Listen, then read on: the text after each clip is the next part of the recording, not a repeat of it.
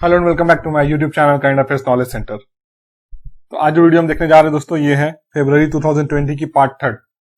इससे पहले मैंने जनवरी 2020 की पार्ट 1 से पार्ट 4 तक बनाई है वीडियो, और फरवरी की भी पार्ट 1 और पार्ट 2 की वीडियो मैंने पहले ही अपलोड कर दिया है, जो आपको उसकी लिंक आपको डिस्क्रिप्शन बॉक्स में आसानी से मिल जाएगी। आपसे रिक्वेस्ट है कि आप पिछले वीडियो सारे देख लें ताकि आपकी जनवरी से पूरी करंट अफेयर्स कवर हो जाए।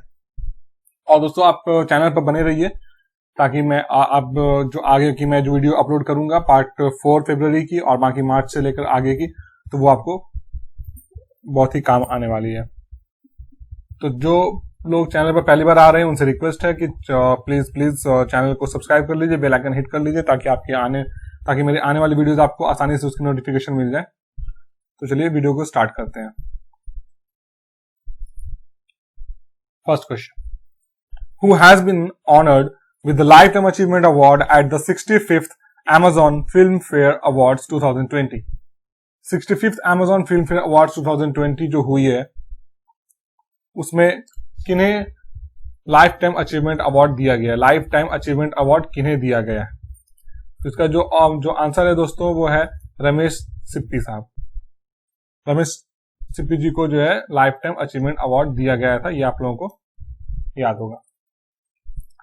और रमेश सिप्पी जी के बारे में आप लोगों को एक बात मैं बता दूं कि ये बहुत ही पॉपुलर डायरेक्टर और प्रोड्यूसर रह चुके हैं इंडियन फिल्म इंडस्ट्री के, जो बॉलीवुड की one of the best hit film Sholay इनकी question. The Motera stadium is renamed as the Sardar Patel stadium. Where is the Motera stadium located? Motera stadium को सरदार पटेल स्टेडियम के नाम पर रीनेम किया गया है। ये मोटेरा स्टेडियम कहाँ लोकेटेड है आपको ये बताना। तो ये अहमदाबाद में लोकेटेड है, अहमदाबाद गुजरात में ये स्टेडियम लोकेटेड है, अहमदाबाद में। और इससे पहले इसका नाम था मोटेरा स्टेडियम। मोटेरा स्टेडियम के बारे में कुछ बात आप लोगों को मैं बताना चाहता हूँ कि ये स्टेडियम जो बन के कंप्लीट हुई 24 फरवरी 2020 को, तो ये इस टाइम पर वर्ल्ड की सबसे बड़ी क्रिकेट स्टेडियम है और इसकी जो कैपेसिटी है वो 1,10,000 है। सरदार पटेल स्टेडियम इसका नाम हो गया, याद रखिएगा। Question number 3, national anti doping agency NADA has been banned a javelin thrower for 4 years। What is his name? National doping agency जो है इंडिया की, नाडा जिसे कहते हैं, उन्होंने अभी हाल ही में एक जैवलिन थ्रोअर को बैंड किया है 4 साल के लिए।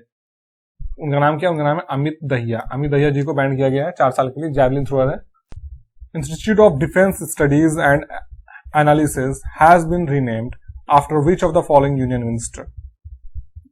किस यूनियन मिनिस्टर के नाम पर institute of defence studies and analysis को रीनेम किया गया है? तो उनका नाम है मनोहर पारिकर। मनोहर पारिकर जी का डेथ हो चुका है, वो इससे पहले गोवा के चीफ मिनिस्टर भी थे। मनोहर पारिकर जी के नाम से उसे रीनेम किया गया और Manohar Parrikar institute of defence studies and analysis इसका न्यू नेम है। और इसके बारे में आप लोगों को और कुछ जानकारी होनी चाहिए, वो ये कि ये इंडिया का सबसे फॉरमोस्ट थिंक टैंक रहा है एडवांस रिसर्च और इंटरनेशनल रिलेशंस के लिए, specially defence and strategic and security issues के लिए। To improve India's ground water requirements, what is the amount of loan approved by the World Bank to government of India? World Bank के through Indian government को जो ground water requirement के लिए जो amount दी गई है वो क्या है? वो कितनी? वो है $450 मिलियन। 450 मिलियन US डॉलर की अमाउंट दी गई है 17 फरवरी 2020। अटल भूजल योजना के नाम से इसे इंप्लीमेंट किया गया गुजरात, महाराष्ट्र, हरियाणा, कर्नाटका, राजस्थान, MP, यूपी सारे स्टेटों के 78 डिस्ट्रिक्ट्स में। तो आप लोगों को याद रखना है केंद्र डिस्ट्रिक्ट में 78 डिस्ट्रिक्ट्स में ये जो है चलेगी योजना। Who has won the 77th senior national squash championship in men's category? जो 77 सीनियर नेशनल स्क्वाश चैंपियनशिप जो गेम हुई है उसमें मेंस कैटेगरी में किन्हें गोल्ड मिला है?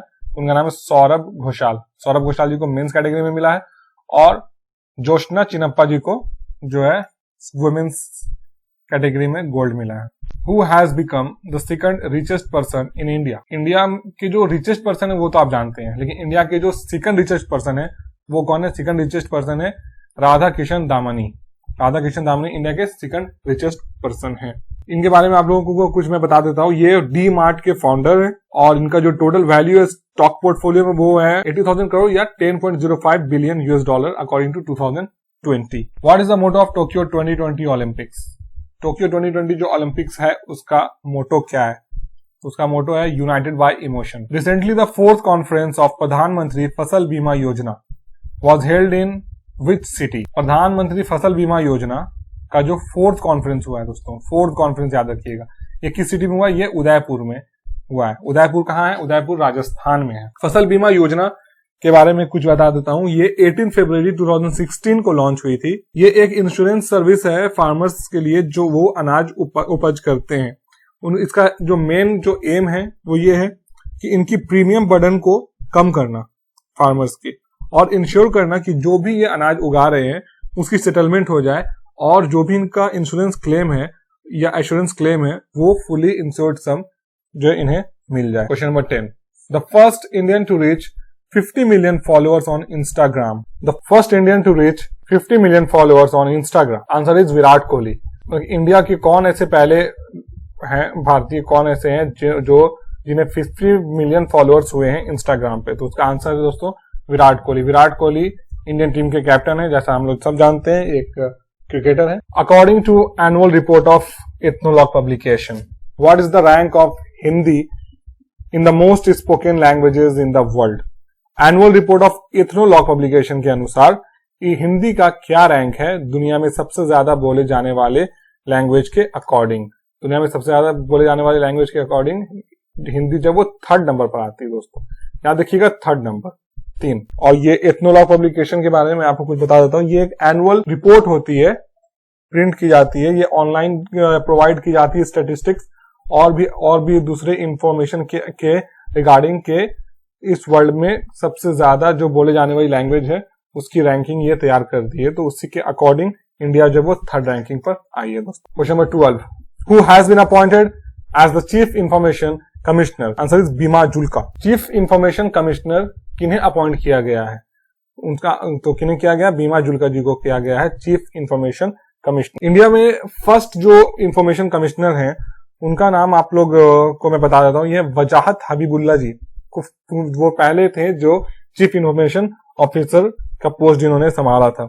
और ये जो है बीमा जुल्का जी, ये 10th है दोस्तों, याद रखिएगा 10th। ये 10th CIC बने हैं इंडिया के। जब इनकी अपॉइंटमेंट हुई इससे पहले जो इसका टेन्योर होता था वो 5 इयर्स का होता था दोस्तों, 5 इयर्स का इसका टेन्योर होता था। और अब जो इसका टेन्योर है वो घटा के कर दिया गया 3 इयर्स। 3 इयर्स का अब टेन्योर रह गया है इसका। और ये रेगुलेट करता है इस फील्ड में कि फ्रीडम ऑफ इंफॉर्मेशन इनकी ज्यादा होती है कि ये इस पर कंट्रोल करते हैं और पर्सनल डेटा को प्रोटेक्ट करने। Which movie has won the best film awards at the 65th film fair 2020? 2020 में हुई 65th फिल्म फेयर अवार्ड जो उसमें बेस्ट फिल्म की अवार्ड किसे दी गई है? तो वो आंसर है गली बॉय। गली बॉय मूवी को बेस्ट मूवी का अवार्ड दिया गया है दोस्तों। और आप लोगों को एक चीज और बताता चलूं कि गली बॉय फिल्म फेयर में सबसे ज्यादा अवार्ड जो है इसी मूवी को मिला था। 13 अवार्ड गली बॉय ने कलेक्ट किए। The 43rd international fund of agricultural development IFAD governing council meeting was held at Rome. 43rd international fund for agriculture development की जो गवर्निंग काउंसिल की जो मीटिंग हुई है इस साल वो कहाँ हुई है? वो रोम इटली में हुई है दोस्तों, याद। और इसका जो डेट है वो मैं आपको बता देता हूँ। ये 11 से 22 फरवरी को हुई है। और इसे जो ओपन करा था जिन्होंने उनका नाम है इब्राहिम अबू बकर कीता। ये माली के प्रेसिडेंट हैं। Who has won Cairns cup chess tournament held at Saint Louis US? Saint Louis USA में हुई केन्स कप चेस टूर्नामेंट किसने जीता? वो जीता है कोनेरू हम्पी जी ने ये चेस टूर्नामेंट में ये विनर बनी है। और जो सेकंड पोजीशन पे है वो जू वेंजम, और जू वेंजम जो है वो चाइना से हैं। Who has been appointed as the new central vigilance commissioner of India? India के नए सेंट्रल विजिलेंस कमिश्नर किसे अपॉइंट किया गया है? उसका आंसर है संजय कोठारी। संजय कोठारी जो है इंडिया के वो नए सेंट्रल विजिलेंस कमिश्नर हैं। विजिलेंस कमिश्नर जो होता है वो हेड होता है इस चीज का, कंट्री के एंटी करप्शन वॉचडॉग सीवीसी का हेड को कहा जाता है central vigilance commissioner. Next question, Atal Kisan Mazdoor canteens will be open in which state? Answer is Haryana. Atal Kisan Mazdoor canteen जो है वो हरियाणा में ओपन करा गया है। इसका जो मेन आप इसे थीम कह सकते हैं या ऐसा मकसद कह सकते हैं वो ये है कि कॉन्सेशनल रेट पर मजदूरों को और चीनी के मिल में काम करने वालों को सस्ते दामों पर खाना मुहैया कराना। 10 रुपए प्लेट, 10 रुपीज प्लेट में यहाँ पर खाना प्रोवाइड किया जा रहा है मजदूरों को। As per United Nation when is the international mother language day is celebrated? United Nation के अनुसार इंटरनेशनल मदर लैंग्वेज डे, मातृभाषा डे जो है वो किस दिन सेलिब्रेट किया जाता है? वो किया जाता है 21 फरवरी को, 21 फरवरी को सेलिब्रेट किया जाता है। और इस साल का जो थीम है वो क्या है? Language without borders. What is the rank of India at child flourishing index 2020 as per the report of World Health Organization? World Health Organization के रिपोर्ट के अनुसार इंडिया का क्या रैंक है चाइल्ड फ्लोरिशिंग इंडेक्स 2020 में? तो इंडिया का rank है 131, 131वें रैंक पर है इंडिया चाइल्ड फ्लोरिशिंग इंडेक्स 2020 में वर्ल्ड हेल्थ ऑर्गेनाइजेशन के रिपोर्ट के अनुसार। ये वर्ल्ड हेल्थ ऑर्गेनाइजेशन की जो रिपोर्ट है ये क्या करती है? ये चाइल्ड फ्लोरिशिंग की जो कंपेयर करती है परफॉर्मेंस पूरे वर्ल्ड में, ठीक है, और ये चाइल्ड सर्वाइवल रेट को भी चेक करती है और उनके हेल्थ एजुकेशन एंड न्यूट्रिशन का भी ध्यान रखती है। Recently who has unveiled the statue of former भारतीय जनसंघ लीडर पंडित दीनदयाल उपाध्याय? जनसंघ के लीडर थे पंडित दीनदयाल उपाध्याय, नाम आप लोग बहुत अच्छे से जानते होंगे। उनकी स्टैचू अभी हाल ही में किसने अनवील की है, मतलब उनकी स्टैचू की स्थापना की है? तो उसका आंसर है नरेंद्र मोदी। नरेंद्र मोदी आप लोग जानते हैं, नरेंद्र मोदी जी हमारे देश के प्राइम मिनिस्टर हैं, PM of India Narendra Modi. और ये पंडित दीनदयाल उपाध्याय जी की जो मूर्ति की जो स्थापना की गई है, ये मूर्ति 63 फीट की है टॉल, 63 फीट इसका हाइट है। ये क्वेश्चन आप लोग रख सकते हैं। और ये मूर्ति जो की गई स्थापना वो वाराणसी में की गई है, जो कि प्रधानमंत्री का लोकसभा क्षेत्र है। Who has been elected president of Afghanistan for second time? Afghanistan के जो प्रेसिडेंट अभी इलेक्ट किए गए हैं दूसरी दफा, उनका नाम क्या है? उनका नाम है अशरफ गनी। अशरफ गनी लगातार दूसरी बार अफगानिस्तान के प्रेसिडेंट इलेक्ट हुए हैं। Who has been appointed as Australia high commissioner to India? Who has been appointed as Australian High Commissioner to India? Australia के हाई कमिश्नर जो इंडिया में अपॉइंट किए गए हैं उनका नाम क्या है? उनका नाम है बैरी ओ फॉरेल। बैरी ओ फॉरेल जी को ऑस्ट्रेलिया का हाई कमिश्नर नियुक्त किया गया है इंडिया में। The national maritime heritage complex will be set up in which state? Answer is Lothal, Gujarat. Gujarat में ये सेटअप किया गया है किसका? National maritime heritage complex. ये जो नेशनल मैरीटाइम हेरिटेज कॉम्प्लेक्स है ये डिस्प्ले करेगी मटेरियल्स जो शिप रेक जैसे टूटे हुए जहाजों के जो पुराने जो सैल्वेज्ड है उसकी साइट जो है वो इंडियन ओशन में, और अंडर वाटर आर्कियोलॉजी को, ये एक तरह का म्यूजियम होगा जो इंडिया और पोर्टुगल के कोऑपरेशन से बनाया जा रहा है लोथल गुजरात में। लोथल गुजरात में इसलिए क्योंकि लोथल बहुत ही पुरानी सिविलाइजेशन रह चुकी है, इसलिए इसे सिलेक्ट किया गया है Lothal. Recently which country has test fired 600 kilometre range Raad 2 missile successfully on land and at sea? अभी हाल ही में किस देश ने 600 किलोमीटर रेंज की राद 2 मिसाइल, राद 2 याद रखिएगा दोस्तों, राद 2 मिसाइल सक्सेसफुली लॉन्च की है जो कि लैंड और सी दोनों पे मारक है? तो उसका आंसर है पाकिस्तान। पाकिस्तान ने ये टेस्ट फायर किया है राद 2 मिसाइल का। ये जो मिसाइल है ये एक लॉन्ग रेंज मिसाइल है, लॉन्ग रेंज ALCM, याद रखिएगा ALCM इसकी कैटेगरी है। ALCM का जो फुल फॉर्म होता है वो होता है एयर लॉन्च क्रूज मिसाइल। ये ALCM कैटेगरी की मिसाइल है और ये long range land and sea missile है। 2021 junior men's hockey world cup will be held in which country? Junior men's hockey world cup जो होगी वो किस कंट्री में होगी? 2021 में जो होने वाली है वो होगी दोस्तों इंडिया में।